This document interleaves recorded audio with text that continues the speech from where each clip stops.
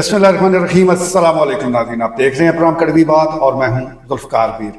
ناظرین، آج جماعت اسلامی ضلع چکوال نے ایک بڑا اجتماع کیا ہے۔ بڑے عرصے بعد سیاسی طور پر اتنا بڑا اجتماع دیکھا گیا ہے۔ ویسے تو یہ جو نئے ممبرز بنائے گئے ہیں ان کے حوالے سے یہ کنونشن تھا، نہ صرف نئے ممبر شریک ہوئے بلکہ ان کی جو فیملیز ہیں وہ بھی پروگرام کا حصہ بنی۔ اس کنونشن کے مہمان خصوص سے قائم مقام امیر جماعت اسلامی جناب لیاقت بلوچ تھے، جبکہ جو صوبائی قیادت ہے جماعت اسلامی کی وہ بھی موجود تھے۔ اس کے علاوہ میزبانی کے فرائض جو ضلعی قیادت ہے جس میں عرفان یونس ایڈوکیٹ، اسی طرح امیر شہر افتخار احمد ملک، جناب اشرف آصف اور دیگر جو ذمہ داران ہیں انہوں نے یہ تیاریاں کی۔ بہت عرصے بعد دیکھا گیا ہے کہ جماعت اسلامی نے ایک سیاسی ایکٹیویٹی، بھرپور سیاسی ایکٹیویٹی کی ہے۔ ویسے چھوٹے موٹے اجلاس تو ہوتے رہتے ہیں، تمام سیاسی جماعتیں کچھ نہ کچھ کرتی رہتی ہیں، لیکن اگر ہم چکوال کو لے کر بات کریں تو بہت عرصے بعد ایک بڑا اکٹھ اس کنونشن کی شکل میں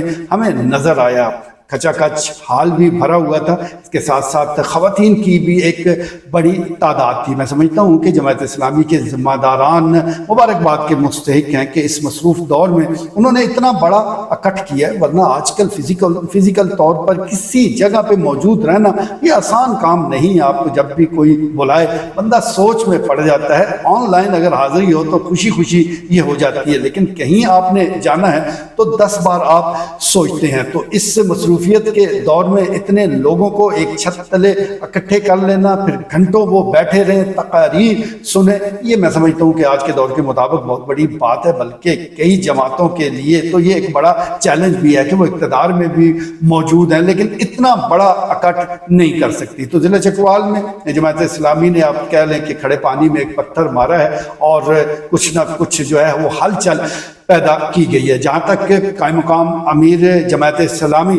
جناب لیاقت بلوچ کا تعلق ہے تو وہ اس سے پہلے بھی کئی بار چکوال آ چکے ہیں۔ انہوں نے اس کنونشن سے مہمان خصوصی کی حیثیت سے خطاب بھی کیا۔ انہوں نے جو میزبان ہیں ان کو بھی شاباش دی کامیاب کنونشن پر، ساتھ ساتھ انہوں نے نئے ممبران کو خوش آمدید بھی کہا اور اس حوالے سے جماعت اسلامی کی جو ایک پالیسیاں ہیں عمومی طور پر جو اندرون ملک اور بیرون ملک جو جماعت اسلامی کی سوچ ہے اس پر روشنی ڈالی۔ بعد ازاں لیاقت بلوچ نے میڈیا سے بھی گفتگو کی۔ ان کا یہ کہنا تھا کہ حکومت متعدد جو چیلنجز ہے اس میں ناکام ہو چکی ہے۔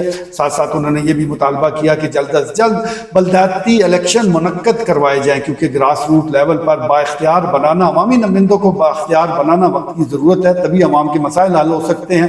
تو اس حوالے سے انہوں نے مطالبہ کیا کہ اب کسی قسم کی رکاوٹ برداشت نہیں کی جائے گی، جلد از جلد بلدیاتی انتخابات کیے جائیں اور اس کے نتیجے میں جو لوگ بھی منتخب ہوں ان کو اقتدار منتقل کیا جائے اور اقتدار بھی اختیارات کے ساتھ جڑا ہو۔ تو جس طرح میں گزارش کر رہا ہوں کہ یہ ایک بھرپور کنونشن تھا اور اس حوالے سے جتنا بڑا اکٹھ کیا گیا، جتنی بڑی سیاسی ایکٹیویٹی کی گئی، تو اس سے میں سمجھتا ہوں کہ دیگر جماعتیں جو ہیں جو سیاسی جماعتیں ہیں اب ان کے لیے بھی یہ چیلنج ہے کہ وہ بھی کچھ بڑا اکٹھ کر کے دکھائیں کہ عوام ان کے ساتھ ہے۔ جہاں تک جماعت اسلامی کا تعلق ہے تو اس میں کوئی دو رائے نہیں کہ وقت گزرنے کے ساتھ ساتھ اس کی مقبولیت میں اضافے کی بجائے کمی ہو رہی تھی، لیکن حالیہ جو یہ ممبر سازی مہم کا آغاز کیا گیا اور خاص طور پر آج جس طرح لوگوں کا اکٹھ تھا تو اس سے آپ یہ امید کر سکتے ہیں، ایک امید ہو چلی ہے جماعت اسلامی کی قیادت کو کہ لوگ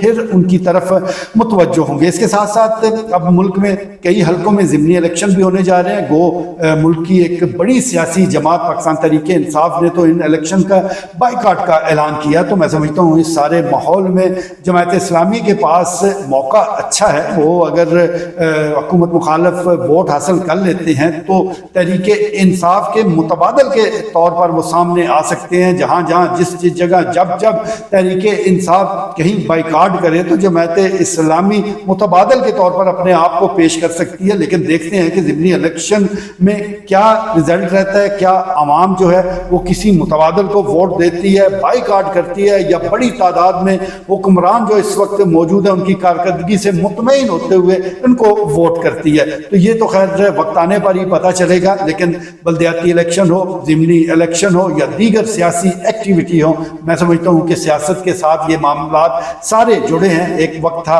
جماعت اسلامی چکوال سمیت دیگر کئی حلقوں میں بڑی مقبول ہوا کرتی تھی، جہاں بھی ان کے کافی ووٹر موجود تھے، لیکن پھر وقت نے ذرا پلٹا کھایا اور آج صورتحال اتنی اچھی نہیں رہی ہے۔ لیکن جماعت اسلامی کی قیادت اس سے مایوس نہیں ہے، نئے راستے تلاش کر رہی ہے، نئے طریقوں کو اڈاپٹ کرنے کی کوشش کی جا رہی ہے، سوشل میڈیا کا استعمال شروع کر دیا گیا ہے۔ تو امید کرتے ہیں کہ دیگر اور سیاسی جماعتوں کی طرح جماعت اسلامی کی طرف بھی عوام ایک دفعہ ضرور توجہ دیں گے۔ جہاں تک ان کی قیادت کا تعلق ہے تو اس میں تو کوئی دو رائے نہیں، مخالفین بھی اس بات کا اعتراف کرتے ہیں کہ ان کی قیادت پر کرپشن کا کوئی داغ نہیں۔ یہ نہیں ہے کہ یہ اقتدار میں نہیں آئی، یہ اقتدار میں بھی رہے، لیکن اس کے باوجود ان کا دامن جو ہے وہ کرپشن سے پاک رہا۔ میں سمجھتا ہوں کہ فی زمانہ یہ ایک بہت بڑی بات ہے، یہ غیر معمولی بات ہے۔ تو صاف ستھری اگر آپ نے قیادت کو منتخب کرنا ہے، وہ کسی بھی سیاسی جماعت کی ہو، چاہے جماعت اسلامی ہے یا کوئی اور سیاسی